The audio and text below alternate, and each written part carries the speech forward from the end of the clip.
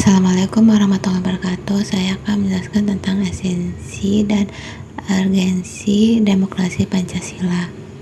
Sebelumnya, perkenalkan, nama saya Baik Nurul Apriliana dengan NIM G1D022059.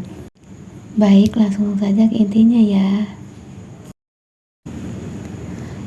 Baik, kehidupan demokrasi yang bagaimana kita kembangkan. Demokrasi itu selain memiliki sifat yang universal, dia juga diakui oleh seluruh bangsa yang beradab di seluruh dunia, juga memiliki sifat yang khas dari masing-masing negara.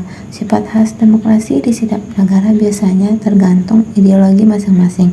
Demokrasi itu pun selalu memiliki sifat yang universal, juga memiliki sifat khas sesuai dengan budaya bangsa Indonesia yang berdasarkan Pancasila. Sebagai demokrasi yang berakar pada budaya bangsa, kehidupan demokrasi yang kita kembangkan harus mengacu pada landasan ideal Pancasila dan landasan konstitusional UUD RI tahun 1945. Berikut ini ditengahkan 10 pilar demokrasi Pancasila yang dipesankan oleh para pembentuk negeri RI sebagaimana diletakkan di dalam Undang-Undang Dasar Negara Republik Indonesia tahun 1945.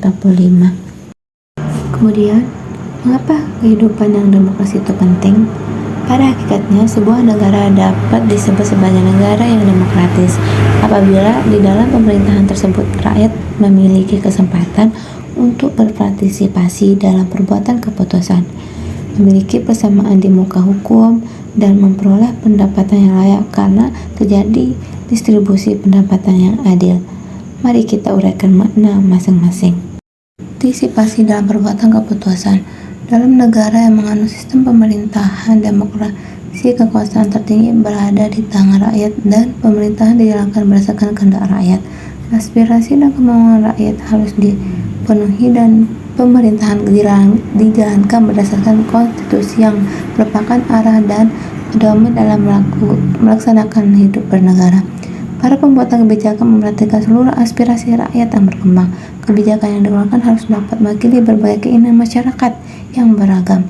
Sebagai contoh, kita masyarakat kota tertentu resah dengan semakin tercemarnya udara oleh asap rokok yang berasal dari para perokok. Maka, pemerintah kota mengeluarkan peraturan daerah tentang larangan merokok di tempat umum. Kedudukan di depan hukum.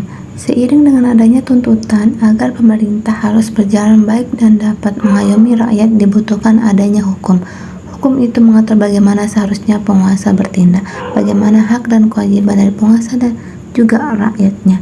Semua rakyat memiliki kedudukan yang sama di depan hukum. Artinya, hukum harus dijalankan secara adil dan benar. Hukum tidak boleh pandang bulu.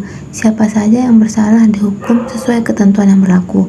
Untuk menciptakan hal itu harus ditunjang dengan adanya aparat penegak hukum yang tegas dan bijaksana, bebas dari pengaruh pemerintahan yang berkuasa, dan berani menghukum siapa saja yang bersalah. Dalam negara demokrasi, semua bidang dijalankan dengan berdasarkan prinsip keadilan bersama dan tidak berat sebelah, termasuk di dalam bidang ekonomi. Semua warga negara berhak memperoleh pendapatan yang layak. Pemerintah wajib memberikan bantuan kepada fakir dan miskin yang berpendapat rendah.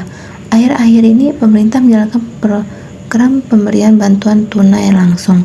Hal tersebut dilakukan dalam upaya membantu langsung para fakir miskin. Pada kesempatan lain, pemerintah terus giat membuka lapangan kerja agar masyarakat bisa memperoleh penghasilan. Bagaimana penerapan demokrasi dalam pemilihan pemimpin politik dan pejabat negara? Seorang wanita tua menghadapi Sultan Sulaiman Al-Kanuni untuk mengadu bahwa tentara Sultan mencuri ternak dombanya ketika dia sedang tidur. Setelah mendengar pengaduan itu, Sultan Sulaiman berkata kepada wanita itu, "Seharusnya kamu menjaga ternakmu dan jangan tidur." Mendengar perkataan tersebut, wanita tua itu menjawab, "Saya mengira Baginda menjaga dan melindungi kami sehingga aku tidur dengan aman." Kisah di atas menunjukkan contoh pemimpin yang lemah, yakni pemimpin yang tidak mampu melindungi rakyatnya. Seorang pemimpin memang harus yang memiliki kemampuan memadai, sehingga ia mampu melindungi rakyatnya dengan baik. Oleh karena itu, seorang pemimpin harus memenuhi syarat-syarat tertentu berdasarkan sistem demokrasi. Yang kita anut, seorang pemimpin itu harus beriman dan bertakwa, bermoral, berilmu, terampil, dan demokratis. Bagi kita yang terpenting adalah mampu mengambil hikmah dari sejumlah kejadian yang menimpa para pemimpin yang lalim dan tidak bermoral itu. Sejarah mencatat semua pemimpin yang zalim dan tidak bermoral tidak mendatangkan kesejahteraan bagi rakyatnya, sedang ia sendiri di akhir hayatnya memperoleh hinaan dan derita. Al-Munkurat 1 misalnya meninggal di tempat pelarian dengan amat mengenaskan. Raja Louis, raja yang amat tiran dari Prancis, mati di guillotine atau pisau memotong hewan oleh massa. Adolf Hitler, seorang diktator dari Jerman, meninggal dengan cara meminum racun. Oleh karena itu, tidak ada guna dan manfaatnya sama sekali dari seorang pemimpin yang demikian itu. Jadilah pemimpin yang bermoral, berakhlak, dan berbudi pekerti luhur yang dapat memberi kemaslahatan bagi rakyat.